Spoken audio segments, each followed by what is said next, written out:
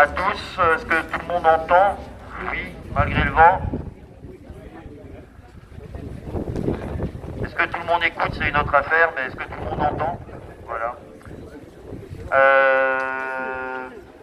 Voilà, on va pas traîner trop avant de commencer, vu les conditions un petit peu particulières.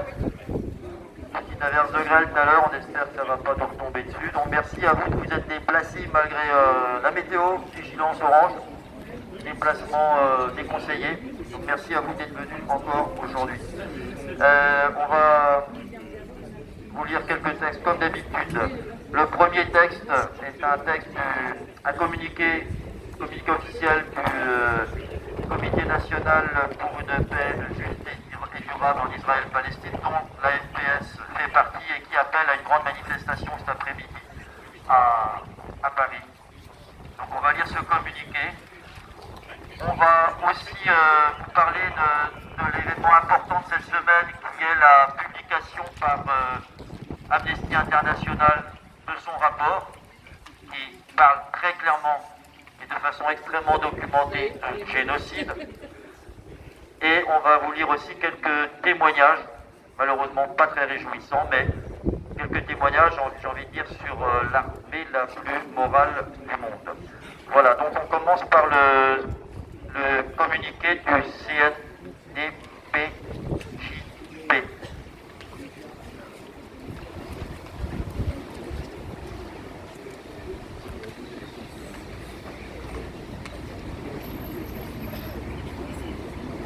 Donc je commence. Vous m'entendez? Je mets plus fort, non? Vous dites si vous voulez plus fort. Cela fait maintenant près de 14 mois que les Palestiniens et Palestiniennes de Gaza subissent l'horreur d'une guerre atroce menée contre leur existence même et qui se déroule sous nos yeux. Et cela fait plus de 10 mois que la Cour internationale de justice a ordonné des mesures pour stopper un génocide qu'elle considérait comme plausible. Depuis octobre, les massacres et la famine organisée se sont encore intensifiés dans le nord de la bande de Gaza. Le nombre des personnes tuées et blessées, des destructions, des déplacements forcés de population donne le vertige. L'anéantissement par l'armée israélienne de toutes les infrastructures vitales se poursuit sans relâche. Les rares témoins intervenant pour des organisations humanitaires décrivent une situation apocalyptique, une horreur à un degré qu'ils et elles n'ont jamais vu. Les Palestiniens de Cisjordanie, y compris de Jérusalem-Est, subissent aussi sans arrêt les attaques de l'armée et des colons, les expropriations, les démolitions de maisons, les opérations de nettoyage ethnique par déplacement forcé des populations, les meurtres, les arrestations arbitraires. Le collectif national pour une paix juste et durable entre Palestiniens et Israéliens dénonce cette guerre contre tout un peuple qui prolonge une politique de dépossession du peuple palestinien à l'œuvre depuis des dizaines d'années.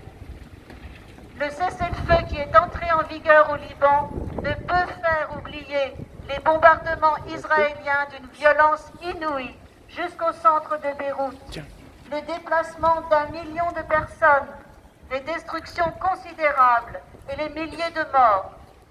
Le gouvernement israélien d'extrême droite n'a pas abandonné l'option d'une guerre régionale qui nous entraînerait vers l'abîme.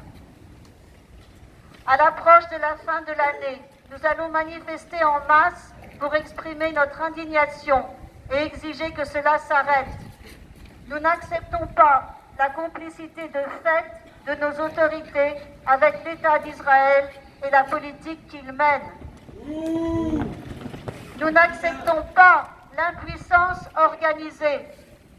Nous n'acceptons pas que les principes du droit international, du droit humanitaire s'écroulent sous nos yeux et que nos institutions internationales soient mises à mal. L'État d'Israël viole systématiquement toutes les résolutions de l'ONU. Il n'est pas acceptable de le laisser faire. Nous avons toujours dénoncé sans ambiguïté l'ensemble des crimes commis depuis le 7 octobre. Les mandats d'arrêt émis par la Cour pénale internationale, notamment contre le Premier ministre israélien, contre l'ancien ministre de la Défense et un dirigeant du Hamas, constituent un événement considérable et sont révélateurs de la gravité de ce qui se joue aujourd'hui.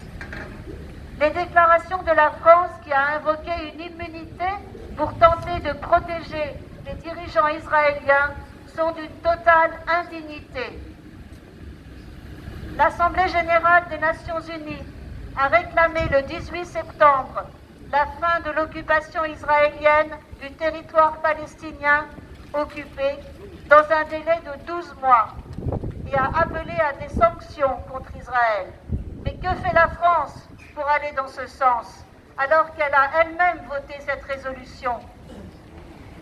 Le collectif national pour une paix juste et durable entre Palestiniens et Israéliens exige un cessez-le-feu immédiat et pérenne à Gaza, le retrait de l'armée israélienne, l'ouverture de tous les points de passage à l'aide humanitaire, la fin de l'occupation, de la colonisation et de la politique d'apartheid, conformément à la résolution de l'ONU du 18 septembre 2024. Le droit au retour des réfugiés palestiniens, comme le stipule la résolution 194 de l'ONU. Le retrait immédiat de l'armée israélienne du Liban et la pérennisation du cessez-le-feu. La libération de toutes les personnes détenues, qu'il s'agisse des otages détenus par le Hamas depuis plus d'un an, des plus de 10 000 prisonniers politiques palestiniens détenus au mépris du droit international depuis des dizaines d'années pour beaucoup d'entre eux, et des milliers de Palestiniens de Gaza transférés dans des centres de détention et de torture. Exigeons aussi un soutien matériel et politique à l'UNRWA, agence de l'ONU pour les réfugiés palestiniens honteusement attaqués par Israël. Un soutien sans ambiguïté à la Cour pénale internationale et l'engagement d'appliquer ces décisions sans restriction ni réserve. Nous n'acceptons aucune immunité pour les criminels de guerre. La protection des journalistes palestiniens et l'ouverture de Gaza à la presse internationale.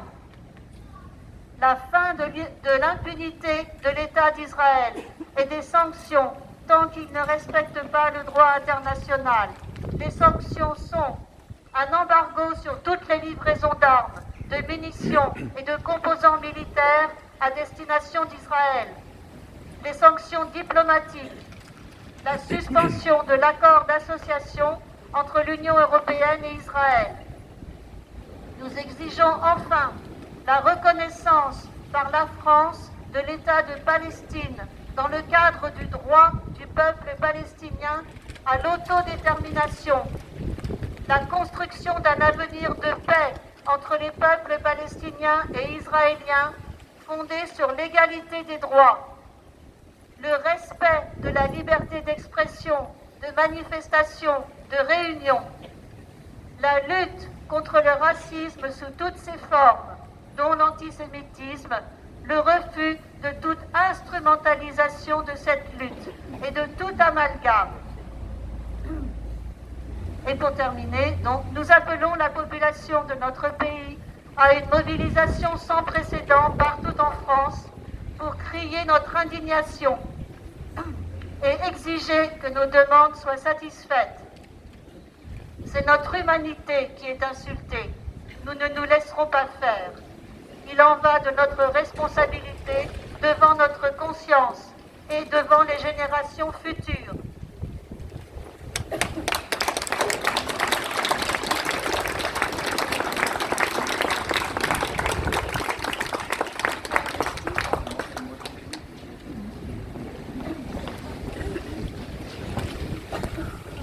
Voilà, donc l'événement important de cette semaine, je le disais tout à l'heure, c'est quand même la publication du dernier rapport d'Amnesty International.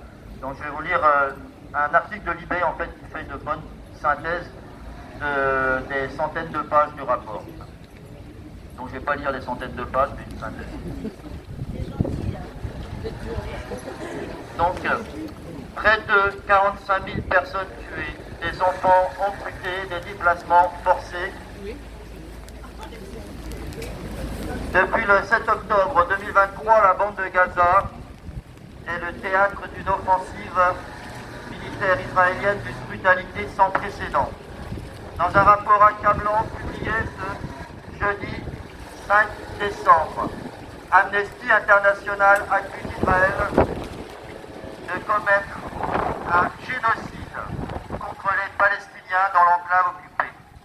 Selon le document de 300 pages qui s'appuie sur une analyse approfondie des événements survenus entre octobre 23 et début juillet 24, Israël a délibérément entrepris des actions visant à la destruction physique des Palestiniens à Gaza, répondant à 3 des 5 actes interdits au titre de la Convention de 1948 sur le génocide. Les meurtres, les atteintes graves à l'intégrité physique ou mentale et la soumission intentionnelle à des conditions de vie destructrices.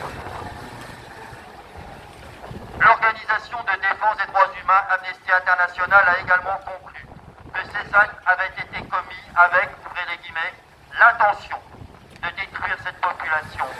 Mois après mois, Israël a traité les Palestiniens de Gaza comme un groupe sous-humain, indigne des droits humains et de leur dignité, démontrant ainsi son intention de les détruire physiquement. A déclaré Agnès Callamard, secrétaire générale d'Amnesty International, précisant que cette conclusion n'est pas politique, mais elle s'appuie sur des preuves solides. Je cite de nouveau, ce carnage qui se déroule sous les yeux du monde s'inscrit dans le prolongement de plusieurs années d'apartheid, de spoliation et d'occupation militaire illégale. Pour se prononcer quant à la qualification de génocide, Amnesty International s'est appuyé sur les récits de 212 personnes, victimes ou témoins palestiniens, des entretiens avec des travailleurs de la santé, des preuves visuelles et numériques, ou encore l'analyse des déclarations des hauts responsables israéliens. Le rapport couvre donc une période de 9 mois, mais l'ONG estime que les politiques et actions d'Israël n'ont pas changé de manière significative depuis la fin de son enquête, au contraire. Au cours des derniers mois, la crise s'est particulièrement aggravée dans le gouvernorat du nord de la bande de Gaza, où la population assiégée fait face aux bombardements incessants, aux déplacements forcés, aux sévères restrictions d'aide alimentaire. Selon le rapport, Israël n'a pas tenu compte des avertissements concernant la situation humanitaire catastrophique et les décisions juridiquement contraignantes de la Cour internationale de justice, fin janvier, qui lui a ordonné de prendre des mesures pour empêcher des potentiels actes de génocide dans l'enclave palestinienne. L'État hébreu justifie son opération militaire auprès de ses alliés par son objectif d'éliminer les membres du Hamas cachés parmi les civils. Or, ouvrez les guillemets, les actions d'un État peuvent servir le double objectif d'atteindre un résultat militaire et de détruire un groupe en tant que tel. L'armée israélienne a effectué plus de 10 000 frappes aériennes au cours des 2 seuls premiers mois de guerre, y compris sur des zones civiles avec des bombes de 900 kilos, transformant la bande de Gaza en zone inhabitable et entraînant des préjudices sans précédent à la population. Mon corps a survécu, mais mon âme est morte avec mes enfants.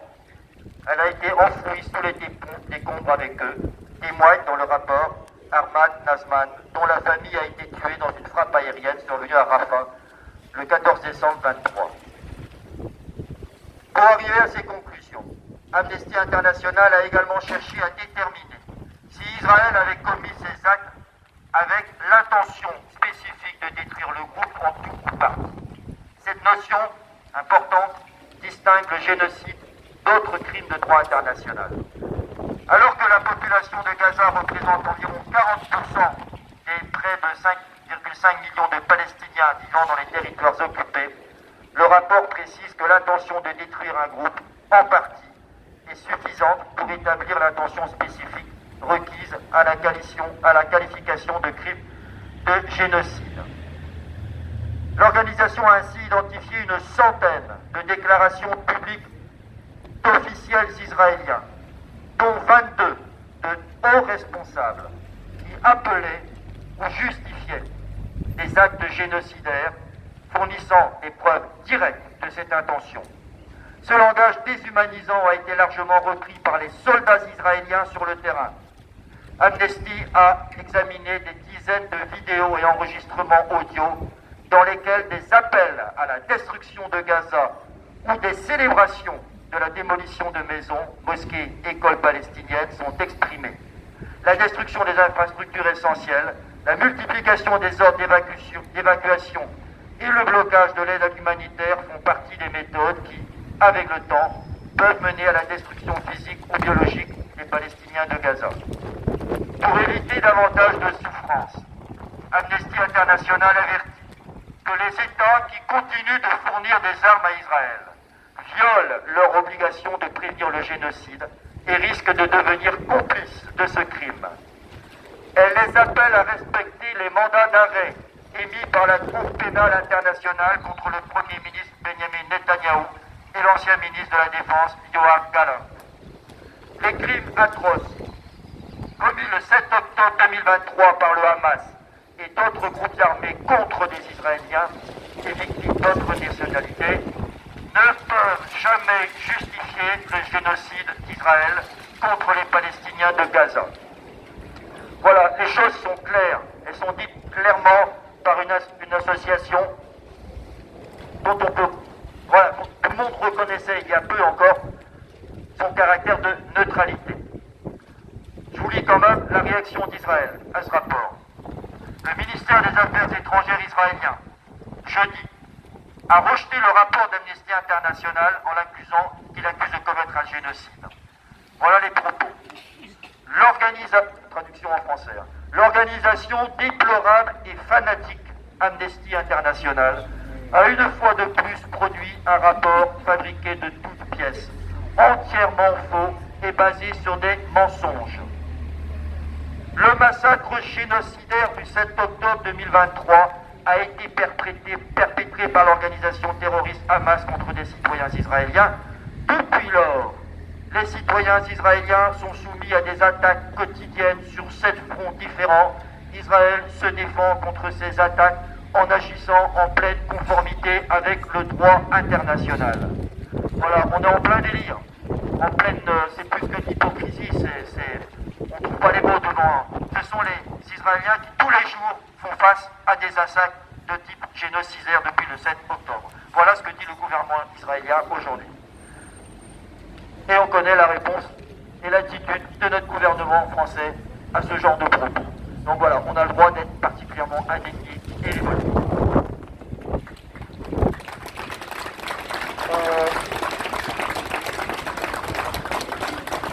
Oui, donc Amnesty International interviendra à notre rassemblement la semaine prochaine avec un texte qui lui est propre. Mais on tenait à souligner la sanction. Comment ? Amnesty Israël a relativisé. Ah oui, d'accord. Amnesty Israël a relativisé. Oui. Donc Il y a de la pression. on livre maintenant quelques témoignages pas réjouissants, mais qui sont une illustration de la réalité de ce qui se passe. Et comme le dit l'article de Libération, depuis la fin de l'enquête en juillet, Amnesty souligne bien que les choses n'ont fait que s'aggraver, et notamment à Gaza dans le Nord. Donc je passe la parole à Alain pour un article du New York Times. En anglais.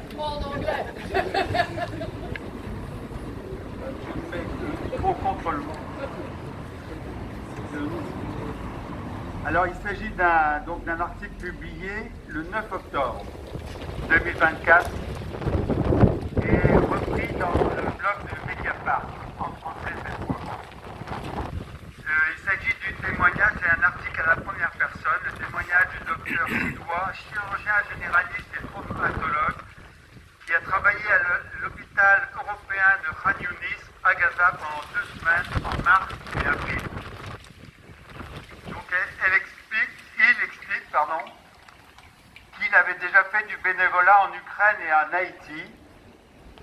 Et il a été témoin de violences et travaillé dans les zones de conflit. Parmi toutes les expériences marquantes à l'hôpital de Gaza, une m'a particulièrement frappé. Presque chaque jour, je voyais un nouvel enfant, très jeune, atteint d'une balle dans la tête et ou dans la poitrine, qui mourait presque systématiquement. En tout, 13 enfants. Donc il est resté 15 jours. Sur le moment, j'ai pensé qu'un soldat particulièrement sadique était posté non loin de l'hôpital. Mais après mon retour, j'ai rencontré un médecin urgentiste qui avait travaillé dans un autre hôpital de Gaza 2 mois avant moi. Je lui ai confié, je n'arrivais pas à croire le nombre d'enfants abattus d'une balle dans la tête que j'ai vu. Et à ma grande surprise, il m'a répondu « Oui, moi aussi, j'en voyais tous les jours, sans exception ». Du coup, elle a décidé d'élargir son enquête et d'obtenir plus de témoignages. Donc elle a réussi, avec l'aide du réseau de journalistes du New York Times, à joindre 65 médecins, chirurgiens, infirmières qui ont été à Gaza durant la dernière année, et elle a réussi à contacter 65 personnes. Donc, oui, il y en a 8 parmi les 65 qui n'ont pas souhaité donner leur nom. Voilà.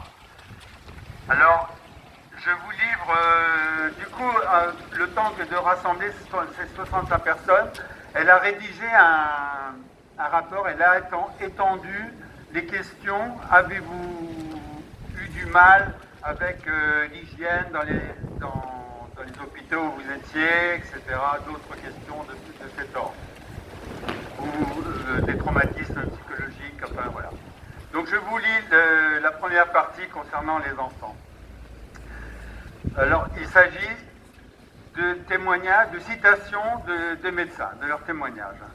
Alors le docteur Mohammad Rasoul Ad-Nouar, chirurgien généraliste à Pittsburgh. En une nuit, en 4 heures aux urgences, j'ai vu 6 enfants âgés de 5 à 12 ans, tous avec une blessure par balle à la tête. Nina Engel, infirmière urgentiste à New York. Les enfants blessés par balle étaient soignés à même le sol, se vidant souvent de leur sang à cause du manque d'espace, d'équipement et de personnel. Beaucoup sont morts alors qu'ils auraient pu être sauvés. Le docteur Mark Palmeter, chirurgien orthopédiste, 69 ans, en Caroline du Nord. J'ai vu plusieurs enfants blessés par des balles à haute vélocité, touchés à la tête et à la poitrine. Irfan Galaria, chirurgien plasticien, en Virginie.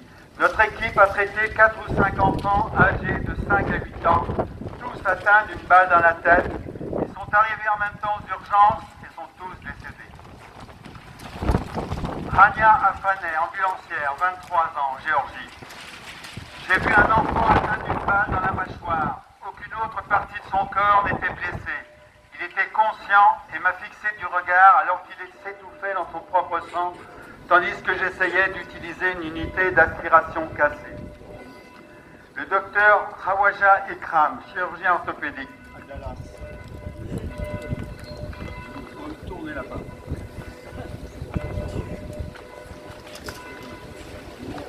Merci.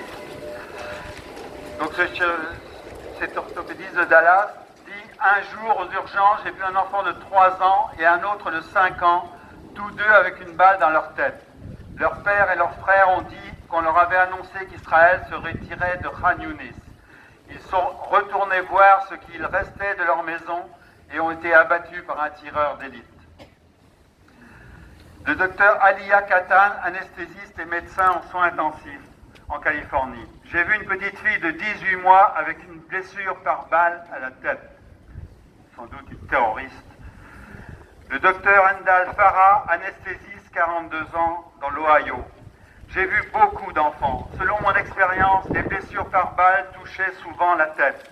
Nombre d'entre eux souffraient de liaisons cérébrales irréversibles. Presque chaque jour, des enfants arrivaient à l'hôpital avec des blessures par balle à la tête.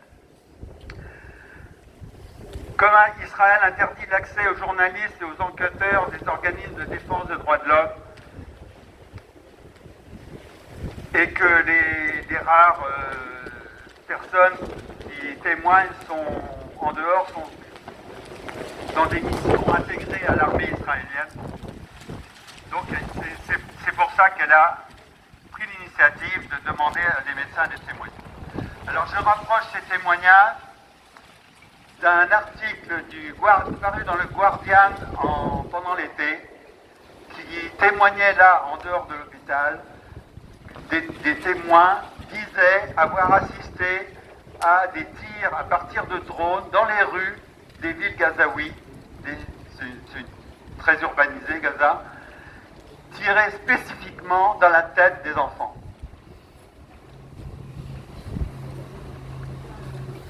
Non, n'importe pas. Voilà, donc témoignages parmi tant de témoignages d'atrocités et d'horreur. On va vous libérer entre guillemets, les conditions un petit peu. Merci d'être resté patiemment là. On est finalement à peu près 80 encore aujourd'hui. Donc merci à vous de continuer à le dire. Et on se donne rendez-vous même lieu, même heure la semaine prochaine. Voilà. Voilà, il n'y a pas grand-chose d'autre à rajouter. Merci.